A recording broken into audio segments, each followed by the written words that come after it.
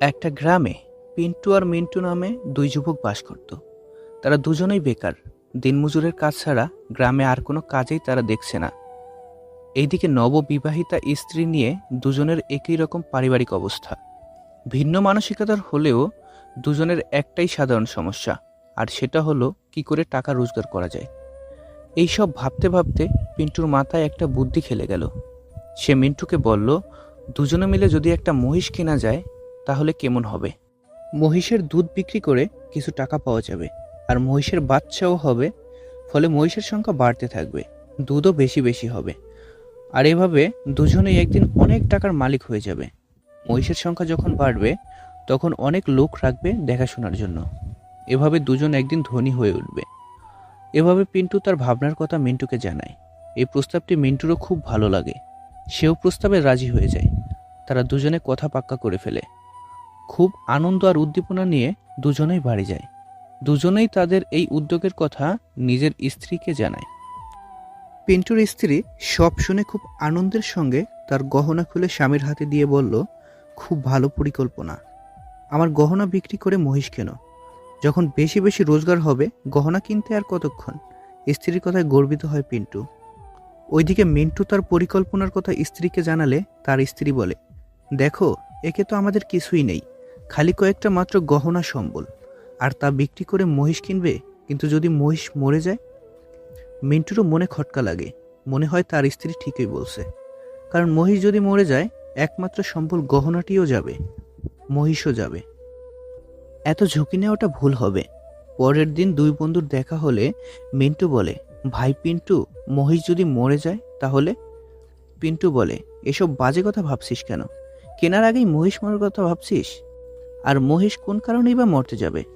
মিন্টু একই সুরে হতাশ জবাব দেয়, তা তো বুঝলাম যে মহিষ মরবে না, কিন্তু ধর যদি মরে তাহলে কি হবে? পিন্টু অত্যন্ত স্নেহ ভরে জবাব দেয়, তোর তাহলের জবাব আমার কাছে নেই। মিন্টু বলে, এই তাহলের জবাব আমার কাছে আছে। আমরা বরবাদ হয়ে যাব, সব হারিয়ে নিঃস্ব হয়ে যাব। অত্যন্ত বেদনাহত হয়ে পিন্টু বলে, কিন্তু তুই কেন বারবার ভাবছিস যে মহিষটা মরে যাবে? একটু অন্যভাবে ভেবে দেখ, মহিষটা দুধ দেবে, আমরা বিক্রি করব। প্রথমে পয়সাগুলো জমাবো, তারপর আরো মহিষ কিনবো। অনেক পয়সা হবে যখন, তখন অনেক গহনা কেনা যাবে, বাড়িও বানানো যাবে। এভাবে দুধের বড় ব্যবসায়ী হয়ে উঠব দুজন। কিন্তু মিন্টুর ওই একই বলি, এক জিকির, ব্যবসা, টাকা, বাড়ি, গহনা সব হবে তখনই যখন মহিষটা বেঁচে থাকবে। এরপর অনেক বোঝানোর পরেও মিন্টু তোতা পাখির মতো বলতে থাকে মহিষ মরার কথা। পিন্টু আর বোঝাতে পারে না, শুধু বলে, দেখ মিন্টু, ওই রকম ভাবলে তুই কোনোদিনও কোনো কাজ করতে পারবি না। এই ধরনের ভাবনা ঠিক নয়, কারণ তুই আগে অন্ধকার দিকটাই দেখছিস। এইভাবে দুই বন্ধুর তর্কের পর কয়েকদিন গেল। পিন্টু একাই একটা দুগ্ধবতী মহিষ কিনে ফেলে। সে এখন আর দিনমজুরের কাজে যায় না। সকাল থেকে সন্ধ্যা মহিষের দেখাশোনা করে, দুধ দোয়। প্রথম কিছুদিন দুধের গ্রাহক খুঁজতে, মহিষের পরিচর্যা করতে কষ্ট হয়েছিল। ধীরে ধীরে পিন্টু এই কাজগুলোতে দক্ষ হয়ে উঠতে লাগলো। আর দিনমজুরের কাজের শেষে মিন্টু রোজ তার কাছে আসতো, আর পিন্টুর সংঘর্ষ করার পরিশ্রমের বিষয়টি দেখত, আর ভাবতো তাদের দিনমজুরের জীবন কত ভালো ছিল। রোজ সকালে কাজে যেত, আর বিকালে ফিরে এসে সন্ধ্যায় কাজকর্মহীন আড্ডা দিতে পারত। এখন পিন্টুর জীবনে আড্ডা দেবার অবসর নেই। তার উপর এত ঝুঁকি নিয়ে কেন যে মহিষ কিনলো? যদি মরেই যায়, সব যাবে তার। আর ওইদিকে কালো মহিষের মধ্যেই জীবনের আলো দেখতে পায় পিন্টু। সে দ্বিগুণ উৎসাহে কাজ করতে লাগলো। এটা ঠিক যে তার কাছে এখন অবসর নেই, কিন্তু সুন্দর ভবিষ্যতের কল্পনায় সময় নষ্ট করতে সে রাজি নয়। এইভাবে দিন যায়।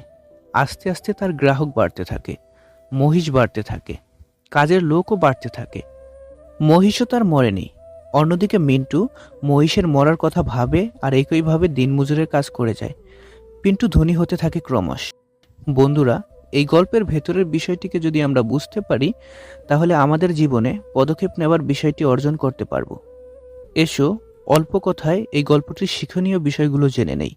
নাম্বার 1, কিন্তু যদি তবে ইত্যাদির জালে আটকে পড়তে নেই।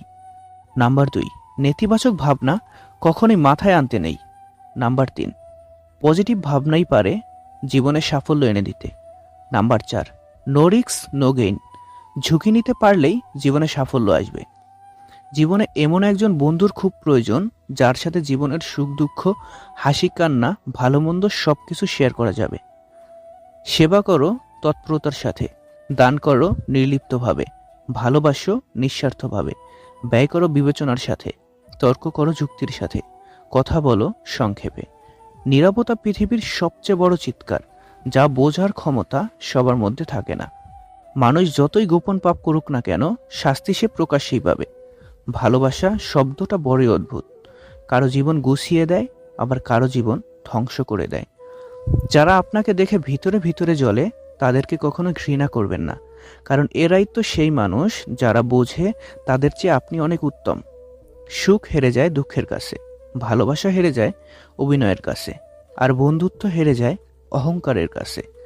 অনেক কষ্ট পেয়ে আমি আজ যা বুঝেছি তা হলো, কাউকে প্রয়োজনের চেয়ে বেশি মূল্য দিলে এক সময় তার কাছে মূল্যহীন হয়ে পড়তে হয়। সামান্য কিছু ভুলের কারণে সম্পর্ক নষ্ট হয়, আর সামান্য কিছু ভুল পথে চলার কারণে ভবিষ্যৎ নষ্ট হয়। কাউকে ভালোবাসা দিলে সেটা হয়তো ফেরত নাও পাওয়া যেতে পারে, তবে কাউকে কষ্ট দিলে সেটা ঠিকই ফিরে পাবে। কিছু কিছু পোস্ট নির্দিষ্ট কিছু মানুষের গায়ে লাগে, কারণ সেই পোস্টের সাথে তাদের চরিত্র মিলে যায়। মনের জোরেই সবচেয়ে বড় ঔষধ। পৃথিবীতে এমন কিছু মানুষ আছে যারা নিজের সুখের জন্য অন্যকে কষ্ট দিতে পারে, আবার এমন কিছু মানুষ আছে যারা নিজে কষ্ট পেয়েও অন্যকে সুখী রাখার চেষ্টা করে।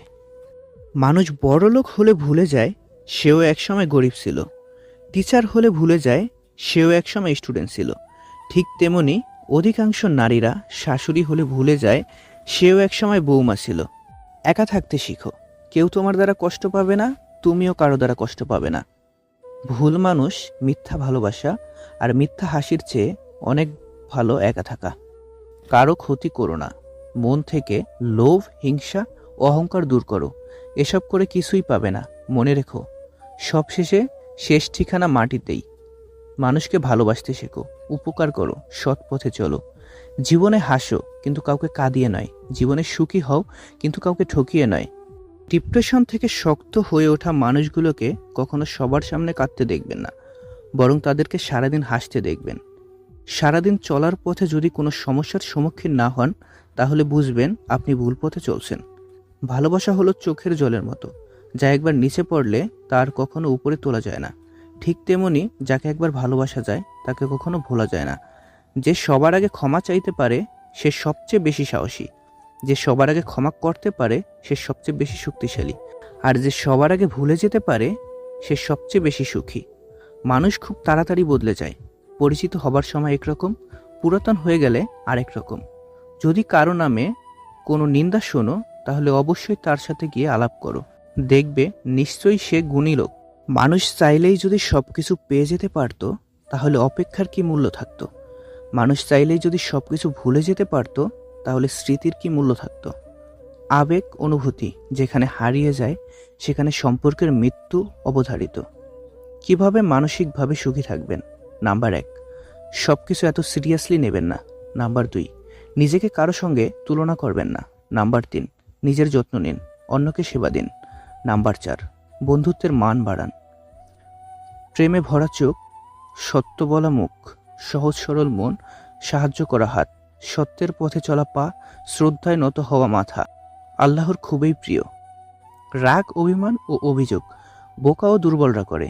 বুদ্ধিমানরা পরিস্থিতি পরিবর্তনে বুদ্ধি ও কৌশল প্রয়োগ করে। একটা যোগ চিহ্ন কিন্তু দুটো বিয়োগ চিহ্ন দিয়ে গড়া। তাই জীবনে ভালো দিন দেখতে চাইলে খারাপ দিনের সম্মুখীন হতেই হবে, আর নিজের প্রতি বিশ্বাস রাখতে হবে। যার উপর বিশ্বাস থাকে না সে সত্যি বললেও মিথ্যা মনে হয়, আর যার উপর একবার বিশ্বাস জন্মে যায় তার মিথ্যাগুলো সত্যি লাগে। আর এটাই সবচেয়ে বড় ভুল। একটা মেয়েকে নিজের গার্লফ্রেন্ড তখনই বানাও যখন তাকে স্ত্রীর মর্যাদা দেওয়ার সাহস থাকে তোমার। একটা ছেলেকে নিজের বয়ফ্রেন্ড তখনই বানাও যখন তার খারাপ সময়েও তার পাশে থাকার মতো সাহস থাকে তোমার। সবাই ভালো ব্যবহারের যোগ্য হয় না। যে যেমন তার সাথে তেমনই ব্যবহার করা উচিত। এটা অসভ্যতা নয়, এটা প্রয়োজনীয়তা। প্রতিটা ভুল মানুষকে শিক্ষা দেয়, আর প্রতিটা শিক্ষা একজন ব্যক্তিকে পরিবর্তন করে দেয়। মুখ বুজে যদি সব মেনে নাও, তাহলে তুমি সবার কাছে হবে খুবই ভালো। খারাপ তখনই হবে যখন তুমি উচিত কথা বলবে, যদি ফোকাস দাও প্রবলেমের উপর, তাহলে তোমার প্রবলেম আরও বাড়বে। কিন্তু যদি ফোকাস রাখো পসিবিলিটির উপর, তবে তোমার জীবনে অনেক অপরচুনিটি আসবে।